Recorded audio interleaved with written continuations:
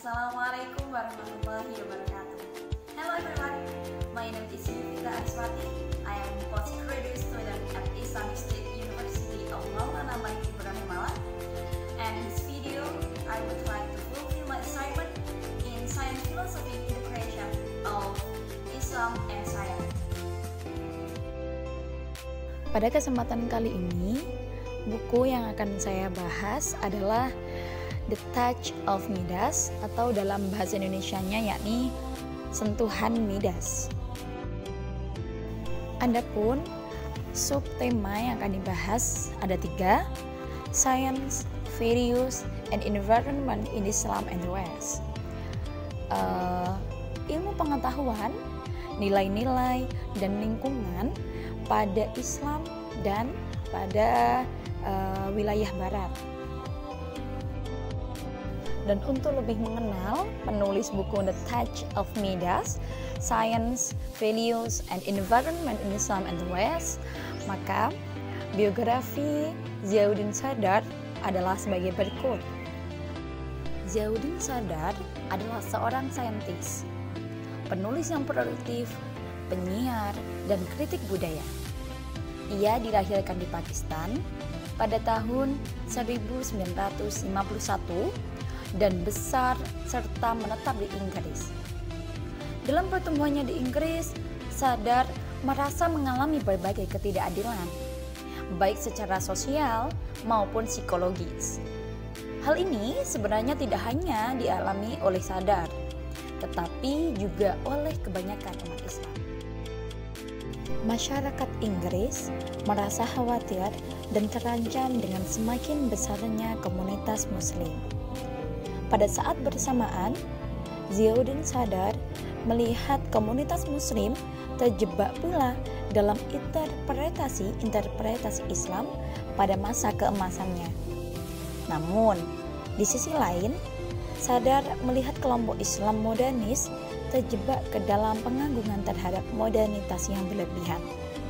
Sehingga, kedua mindset Islam inilah, tradisional dan modernis, melihat dunia dengan lensa hitam putih yang atomistik.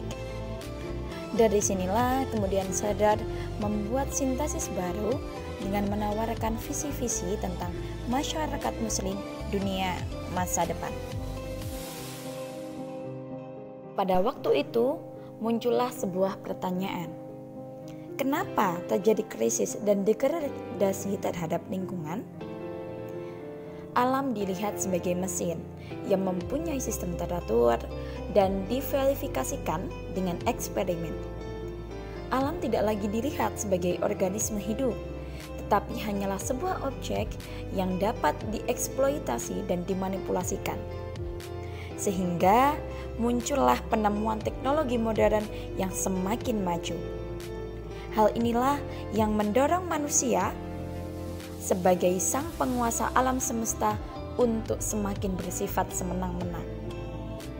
Nah, sikap superior manusia inilah yang merusak tatanan lingkungan hidupnya sehingga muncullah sebuah krisis yang disebut dengan krisis ekologi. Para tokoh Islamic ekoteologi sepakat bahwa yang menjadi akar dari krisis dan pencemaran lingkungan yang bertitik tolak dari sains dan teknologi barat yang berpijak kepada asumsi positivistik berdasarkan dua pandangan ini. Yang pertama, manusia menjadi tidak manusiawi. Yang kedua, standar kebenaran tertinggi pada ilmu pengetahuan yang bersifat empirik, positif, dan rasional, sehingga nilai-nilai moral dan keagamaan diabaikan. Agresivitas sains dan teknologi ini diistilahkan Sadar dengan Touch of Midas.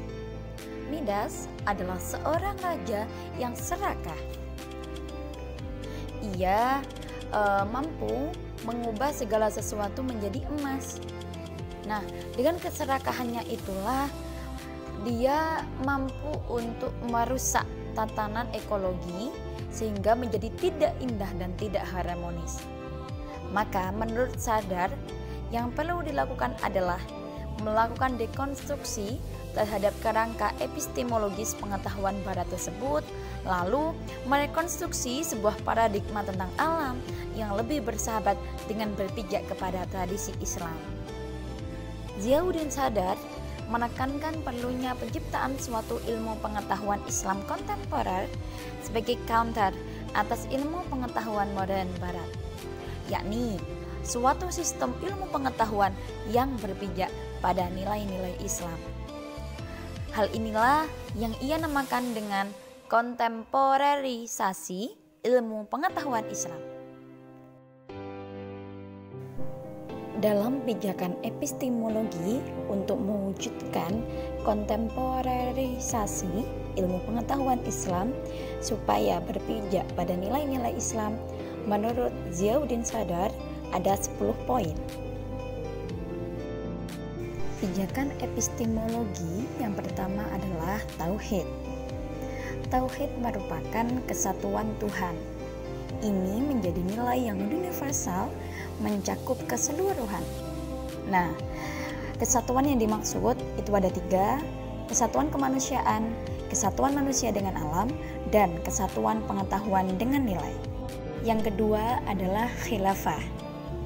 Manusia tidak bisa bebas dari Tuhan, tetap harus bertanggung jawab kepada Tuhan atas segala aktivitas sains dan teknologinya. Yang ketiga adalah ibadah. Ibadah yang dimaksud merupakan mengejar pengetahuan untuk kepentingan individu atau masyarakat. Ibadah adalah kewajiban karena mengarah pada kesadaran tauhid dan khilafah. Kontemplasi inilah yang berfungsi sebagai integrasi untuk aktivitas ilmiah dengan sistem-sistem nilai Islam. Adapun yang keempat adalah ilmu atau ilmu. Terdapat lebih dari 1.200 definisi tentang ilmu. Secara umum, ilmu dibagi menjadi 2, yakni revealed knowledge atau pengetahuan yang tampak. Pengetahuan yang tampak adalah kerangka moral dan adab.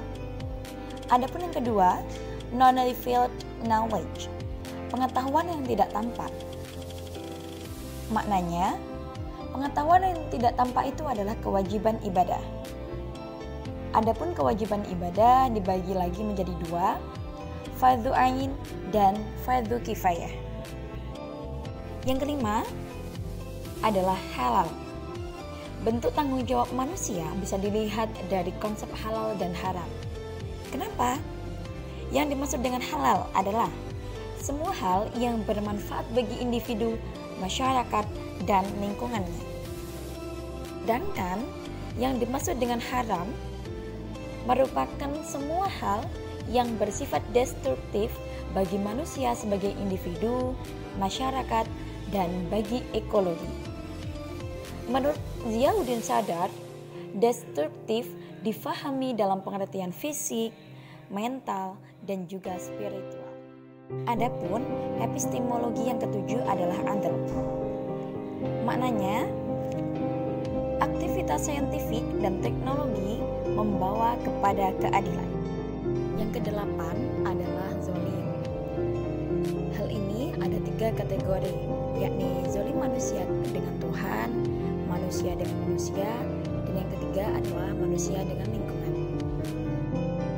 Pijakan epistemologi yang ke-9 adalah istislah atau kepentingan umum. Maksudnya, aktivitas sains dan teknologi yang mengutamakan distribusi keadilan teknologi untuk semua orang. Adapun yang ke-10 adalah dia atau kesia-siaan.